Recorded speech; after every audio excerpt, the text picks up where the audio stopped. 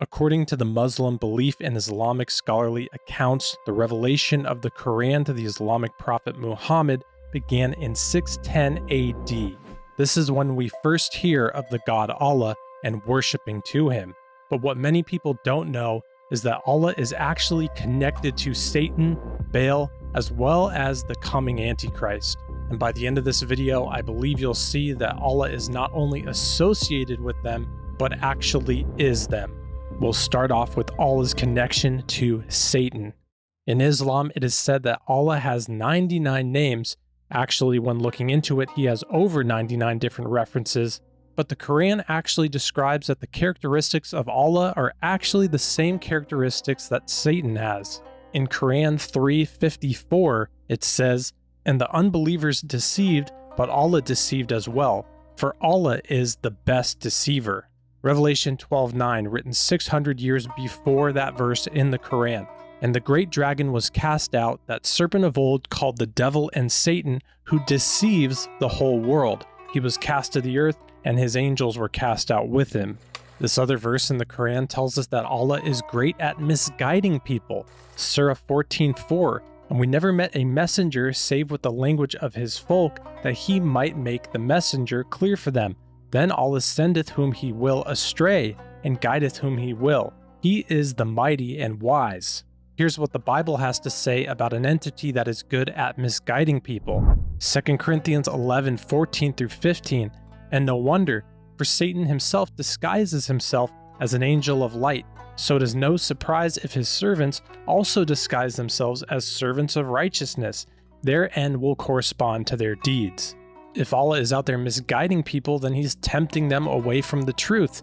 James 1:13 tells us, "Let no one say when he is tempted, I am tempted by God. For God cannot be tempted by evil, nor does he himself tempt anyone." Now we'll look at how Allah's name written in Arabic actually looks exactly like how in Greek it's told to us the number 666 is the mark of the beast, as well as the Codex Vaticanus tells us of this mark. After we look at this, we will look at the absolute proof that the worship at Kaaba in Mecca, the most holiest site for Muslims, is actually tied and was founded upon the worship of Baal and false gods, and how that's actually the exact worship that continues on to this very day. When I first saw the Codex Vaticanus, I was literally shocked because I could read the text. It was Arabic. And as I look at it, it had these, what thought these symbols, this and this in a very kind of circular way, you know. And then you had this symbol, all right? Now this is an Arabic word. You can film it and ask any Arab, what is that word? Bism, in the name of. And this word, you can ask any Arab what that word is. Bism Allah, in the name of Allah, was on that badge that people put in their foreheads as John documented what he saw on the godly video. God showed him. And that will be the symbol of Islam, which is the two swords. That is a symbol in Saudi Arabia. It's a symbol of Islam from the eons of time. When he references the godly video, he's talking about the vision that John had when he wrote the book of Revelation. Again, here you can see the Codex Vaticanus, how that is the exact similar looking name to the name of Allah, as well as when we look at the Greek number for 666, it's practically identical. And if that wasn't enough to connect Allah to the Antichrist, we can do it even more so. 1 John 2, verse 22. "Who is a liar but he that denieth that Jesus is the Christ? He is Antichrist that denieth the Father and the Son." The Bible tells us anyone who denies Jesus as the Son of God is an Antichrist. What does the Quran have to say about that? There's over 13 verses in the Quran that say that God does not have a son. Here's just two of them. "And say, Praise to Allah, who has not taken a son and has had no partner in his dominion and has no need of a protector out of weakness, and glorify him with great glorification. And to warn those who say, Allah has taken no son." This brings us back now in history to the beginning of Kaaba and Mecca, the most holiest site for Muslims, and we can actually see how there's a connection here to Baal worship. And not only that, but the worship of Baal is the worship of Satan. Jesus tells us this himself. We'll connect this all right now. Kaaba is the holiest and most sacred site to Muslims in the city of Mecca, which is of the utmost importance to Islam. A pilgrimage to this site is a duty that must be done by Muslims at least once in their lifetime. This is what Muslims believe as to how Kaaba began. Mecca is also significant because it is considered the first place on earth that God Almighty was worshipped alone. And so, it was at that very spot that Abraham and his son Ishmael built the first house of worship for God. When Abraham and Ishmael had finished building the sacred house, there was still one brick that had to be put in its place. And so, Abraham sent his son Ishmael off to find a unique stone that he could put there.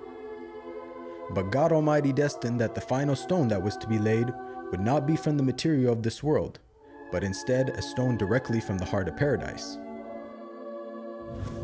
The angel Gabriel then brought the stone down to Abraham, who proceeded to put it in its proper place. It is said that when the stone first came down, it was a pure white color. But due to the impurities of this world and the sinfulness of man, the stone slowly began to fade and eventually turned black. This is the story that Islam teaches, but what they don't tell you is that this site was going on way before they started worshiping Allah, and what it was a house and a place of worship of false idols. Hundreds of years before Muhammad was even alive, someone by the name Amr went off to a distant land, found an idol, and brought it back to Mecca. They set it up at Kaaba, and they began to worship false idols there. Amr was so impressed by all that he had seen that before leaving, he asked if he could take one of the idols back home with him. The people agreed, and so Amr took the idol and placed it along with the other goods and merchandise in his caravan.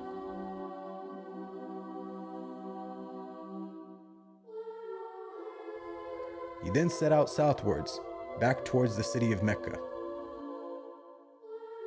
When Amr arrived back home, he immediately took the idol and placed it right in front of the sacred house. He then proceeded to tell the people that this was now going to be the God that they worship. Sadly, this concept faced little, if no resistance.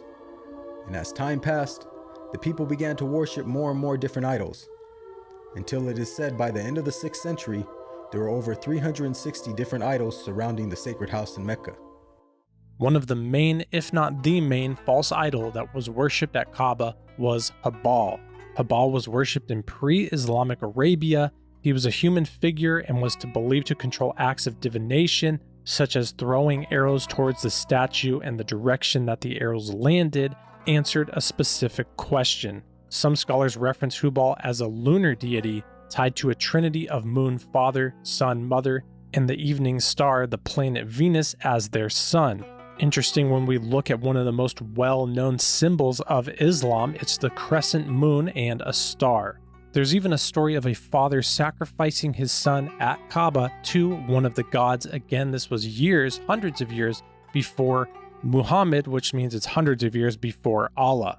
Abd al-Muttalib was someone who dug a well known as the Zamzam well. The Quraysh tribe tried to stop him from doing it, but one of his sons stood guard and protected against their protest.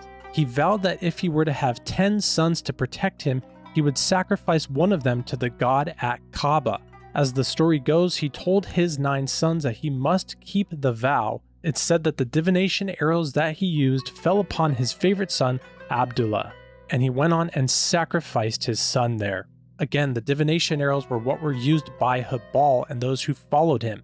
Quran sources say that he sacrificed to Allah, but it's clear as day to see here that he was sacrificing to Hubal or Baal.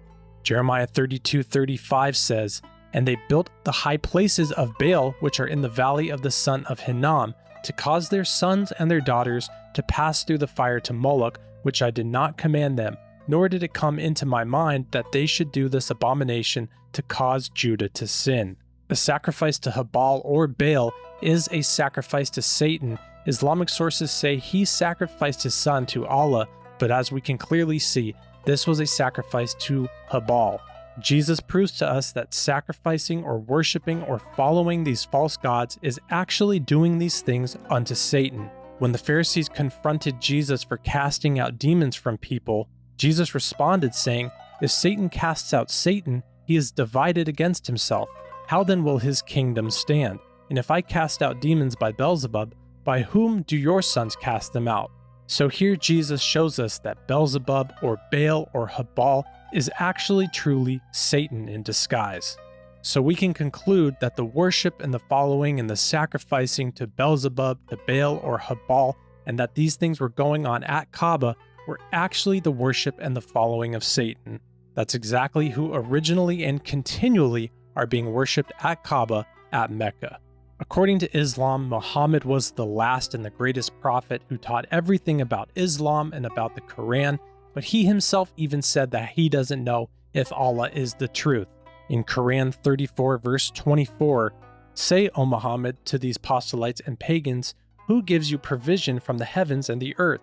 Say, Allah, and verily, either we or you are rightly guided or in a plain error."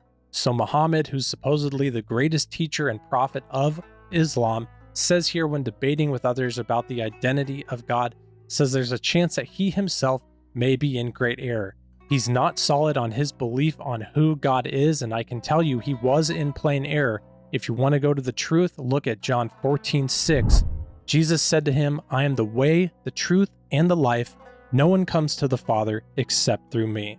I hope you've given yourself fully unto Jesus, and you can confidently say, you are not in plain error, you know the way, the truth, and the life. Jesus is the only way to God, the only way to heaven, and that's the absolute truth. I pray you all are well. Thanks for watching, and God bless.